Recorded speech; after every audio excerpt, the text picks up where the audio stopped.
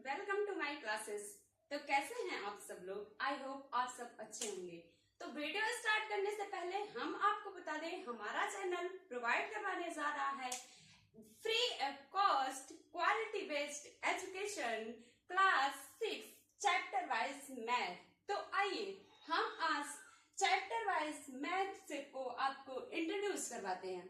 हम पहले सभी चैप्टरों को आपको इंट्रोड्यूस करवाएंगे बारी बारी से, फिर आप एक एक चैप्टर में समझेंगे कि इसमें क्या है, उसके बाद हम चैप्टर वाइज पढ़ेंगे। तो क्लास 6 की मैथ में हम पहला चैप्टर लिए हैं जिसमें संख्याओं की समझ है। संख्याओं की समझ, इसमें हम संख्याओं की समझ जब पढ़ेंगे तो इस संख्याओं की समझ में सम संख्याएं क्या होती हैं, विषम संख्याएं क्या होती हैं, पूर्ण संख्याएं क्या होती हैं, प्राकृतिक संख्याएं क्या होती हैं, इन सभी संख्याओं को बारी बारी से जानेंगे। जैसे आप पहले पढ़ चुके होंगे सम संख्याएं क्या होती हैं, ऐसी संख्याएं जो 2 से विभाज्य हों, मतलब 2 से पूरी पूरी कट जाती हों, सम संख्याएं कहलाती हैं। विषम संख्याएं जो 2 से नहीं कटती हैं, भाज्य संख्याएं जो स्वयं से, एक से अथवा अन्य किसी संख्या से कट जाती हैं, भाज्य संख्याएं कहलाती हैं। जैसे हम 9 को ले लेते हैं एक एग्जाम्पल, तो यह संख्या ऐसी है जो 1 से कटेगी और स्वयं से कटेगी, मतलब 9 से खुद ही विभाज्य होगी और किसी अन्य संख्या से, मतलब यह 3 से भी विभाज्य होगी। अतः इसे हम भाज्य संख्या कहेंगे। भाज्य संख्या की यह डेफिनेशन होगी कि वह संख्या जो 1 से, स्वयं से अथवा किसी अन्य संख्या से विभाजित होती है, भाज्य संख्या कहलाती है। और इसी का अपोजिट अभाज्य संख्याएं होंगी जो 1 से, स्वयं से अथवा किसी अन्य संख्या से नहीं भाज्य होती है। जैसे हम संख्या 11 लेते हैं, अगर 11 संख्या है, यह एक अभाज्य संख्या है। अभाज्य संख्या क्यों है? क्योंकि यह 1 से और स्वयं से, मतलब 11 से और किसी अन्य संख्या से विभाजित नहीं है, इसीलिए यह अभाज्य संख्याएं हैं। पूर्ण संख्या क्या होती है, प्राकृतिक संख्या क्या होती है, हम इनको विस्तार से इन संख्याओं की समझ में जानेंगे। दूसरा चैप्टर हमारा है पूर्ण संख्याएं। इन्हीं संख्याओं की समझ से यह एक निकला है पूर्ण संख्या। पूर्ण संख्या क्या होती है? प्राकृतिक संख्याओं में अगर हम 0 को इंक्लूड करते हैं तो वह पूर्ण संख्या बन जाती है। तो इसको हम डिटेल में जब चैप्टर पढ़ाएंगे आपको, तो इसको डिटेल में पूर्ण संख्याओं के बारे में जानेंगे। संख्याओं का खेल, स्टूडेंट्स हम आपको बता दें, बाकी संख्याओं के खेल चैप्टर पढ़ेंगे। एक अच्छा जुनून, एक इसमें इतनी अच्छी अच्छी चीजें हैं।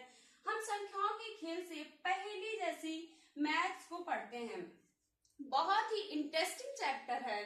इसमें कई तरह के गेम्स, जो हम एज को बता सकते हैं, कैलकुलेट करके किसी की एज को बता सकते हैं, कैलकुलेट करके मन में ली गई संख्याओं को बता सकते हैं, और उसके पास कितने भाई बहन हैं, इस तरह के तमाम संख्याओं के खेलों के माध्यम से मैथ के गणनाओं को जानेंगे। इसी में हम गुणज पढ़ेंगे।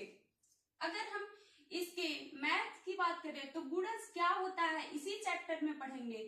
गुणनखंड क्या होता है, गुणनखंड क्या होता है इसके बारे में जानेंगे। और लसागु क्या होते हैं, एलसीएम और एचसीएफ के बारे में जानेंगे। लसागु और मैसागु के बारे में जानेंगे। जो हम जब चैप्टर पढ़ाएंगे तो हम आपको विस्तार से बताएंगे कि यह गुणज क्या होता है, गुणनखंड क्या होता है। जैसे आप टेबल पढ़े होंगे, पहाड़ा पढ़े होंगे, तो किसी संख्या का 2 का पहाड़ा हम पढ़ते हैं तो 2 दूना 4 दूना 8 दूना 16 ऐसे पढ़ते जाते हैं। तो यह संख्याएं गुणज के रूप में होंगी। यस, इसे हम गुणज बोलेंगे। गुणनखंड किसे बोलेंगे? जब हम इसे, जैसे 24 के कितने गुणनखंड होंगे, चैप्टर को जब हम एलसीएम और एचसीएफ बता देंगे तो हम गुणनखंड को आपको धीरे धीरे समझाएंगे। पूर्णांक क्या होता है, इन्हें ये भी एक तरह की संख्याएं हैं। पूर्णांक चैप्टर में हम प्राकृतिक संख्या, पूर्ण संख्या, ऋणात्मक संख्या और धनात्मक संख्याओं के बारे में पढ़ेंगे। इसमें उन सभी संख्याओं के बारे में पढ़ेंगे जो ऋणात्मक होती हैं, धनात्मक होती हैं। पूर्णांक क्या होता है, जैसे किसी संख्या रेखा पर हम जीरो के इधर कौन सी संख्याएं दर्शाई जाती हैं और दाहिनी तरफ और बाएं तरफ कौन सी संख्याएं, कौन सी संख्याएं दर्शाई जाती हैं, हम इन सभी के बारे में पढ़ेंगे। पांचवा चैप्टर है आधारभूत ज्यामितीय जानकारी। आधारभूत ज्यामितीय जानकारी एक ऐसा चैप्टर है जिसमें छोटे बच्चे ध्यान से कुछ शेप्स देखेंगे, कुछ आकृतियां देखेंगे, जिनमें उनकी जो हम सरल आकृतियों की समझ जिसमें चैप्टर है एक, उसमें उसी तरह हम पहले इस चैप्टर को पढ़ लेते हैं, उसके बाद इस चैप्टर को पढ़ते हैं। आधारभूत जानकारी में जैसे हमें विस्तार से जानना होगा, रे क्या होती है, किरण क्या होती है, रेखाखंड क्या होते हैं, समांतर रेखाएं क्या होती हैं, पैरेलल रेखाएं क्या होती है, परपेंडिकुलर रेखाएं क्या होती है, क्षैतिज रेखाएं क्या होती हैं, इन सभी आधारभूत ज्यामितीय जानकारी में जानेंगे, इस चैप्टर में पढ़ेंगे। और इसके बाद है सरल आकृतियों की समझ। सरल आकृतियों की समझ में भी हम शेप्स के बारे में पढ़ेंगे, आकृतियों के शेप्स के बारे में पढ़ेंगे। जैसे त्रिभुज किसे कहते हैं, चतुर्भुज किसे कहते हैं, वर्ग किसे कहते हैं, आयत किसे कहते हैं, इन सब की परिभाषा सहित हम एक एक का विस्तार पढ़ेंगे। वर्ग और आयत में क्या अंतर होता है, इन सबको इस सरल आकृतियों की समझ में जानेंगे।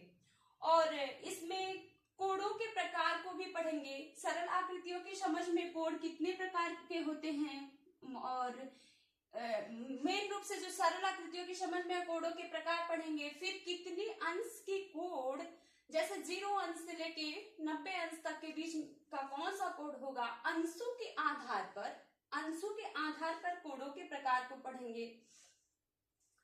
उसके बाद है अध्याय 7 भिन्न। भिन्न में हम वाक्य भिन्न, एक बहुत ही अच्छा चैप्टर है जो हमारे दैनिक जीवन से जुड़ा हुआ है, हिस्सा, जिसे हम कहते हैं हिस्सा। भिन्न में हम किसी संख्याओं को दो बराबर हिस्सों में बांटना, एक किसी वस्तु को, किसी सामान को 4 भागों में बांटना, टुकड़ों में काटना, बांटना, भिन्न के प्रकार को, इन सभी तरह की चीजों को पढ़ेंगे। जैसे हम भिन्न को अभी छोटे क्लासों में 6 की क्लास में हम इसी के अकॉर्डिंग ये क्लास स्टार्ट किए हैं। 6 के अकॉर्डिंग भिन्न को मुख्य रूप से 3 प्रकार से लिया गया है, जैसे समभिन्न, विषम भिन्न और मिश्रित भिन्न। इन सभी भिन्नों को विस्तार से पढ़ेंगे। जैसे हम ऐसे लिखा हुआ देखते हैं कि 2/8, 8/2 और 2 सही 4/11, इन तीनों भिन्नों के अलग अलग नाम हैं। जैसे अगर ये ऊपर का, ये इसे अंश बोलते हैं और इसे हर बोलते हैं, ये अंश है, ये हर है, और 2 सही 4/11। इसका मतलब है कि अगर अंश हमारा छोटा है और हर हमारा बड़ा है तो यह समभिन्न होगा, और अगर अंश बड़ा है और हर छोटा है तो यह विषम भिन्न होगा। और इस तरह से अगर सम और विषम दोनों तरह के भिन्नों से एक पूर्णांक और एक विषम भिन्न मिलकर बना है तो यह मिश्रित भिन्न होगा।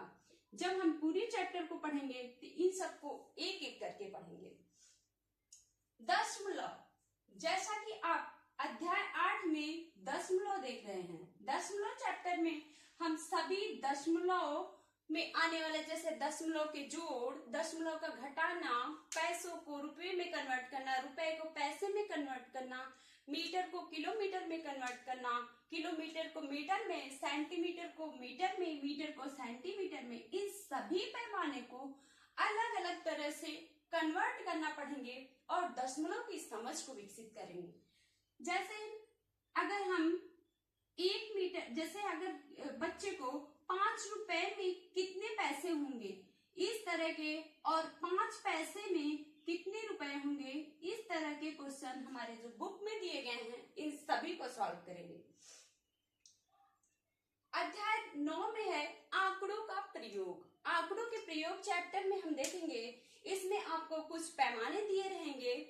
जैसे एक स्टार्टिंग में बना के देगा कि एक बॉल का प्रयोग करके हम किसी 10 बच्चे का नामकरण करते हैं, तो आप बताएंगे 10 बॉलों का प्रयोग करके हम कितने बच्चे का नामकरण कर सकते हैं।